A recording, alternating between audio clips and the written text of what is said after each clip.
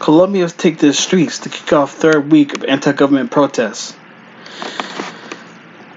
Union members, students, pensioners, and workers took to the streets of Colombia to march in anti-government protests on Wednesday as demonstrations entered the third week and amid so far fruitless talks.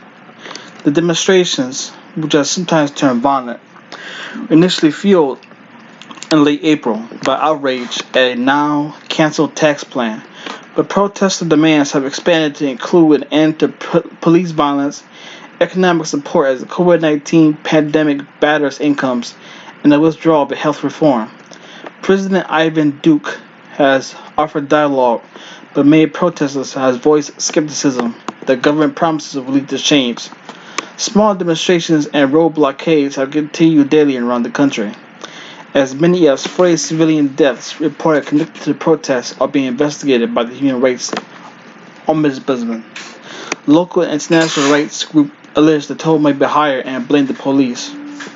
National police have begun dozens of disciplinary investigations, and so far, 3 officers face murder charges.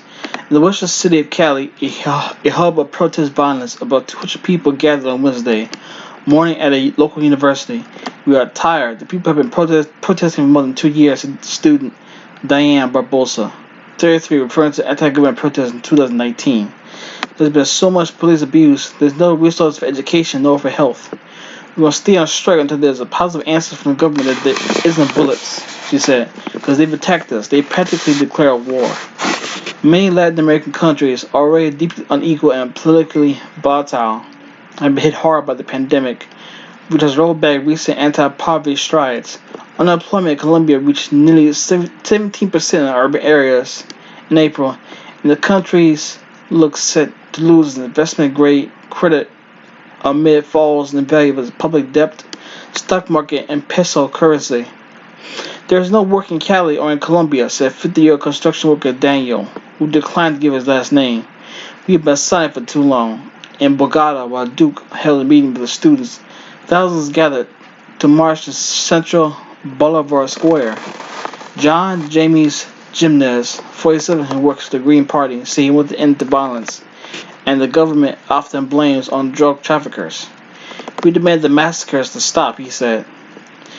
Francisco Meltz, president of the Central Union of Workers, said in a video posted on Facebook that the protests have been successful in putting pressure on the government, but said unions want to clear rules before entering talks. In Colombia, the protests go beyond the anger and inequality and impact of COVID-19 seen elsewhere in the region, said Jimena Sanchez, director for the Andes at Washington office on Latin America. Colombia has struggled with decades of bloody civil strife and drug violence. The 2016 peace agreement has diminished but not ended. Colombia protests are not just about COVID-19. They're about anger towards Duque for police repression from 2019 onwards, not advancing the 2016 peace accord, rising massacres, and killing of social leaders, and a perception by middle and working class Colombians that the government is only interested in advancing the economic and political elites' agendas, he said. And that's what we've got to say about the District of Columbia right now.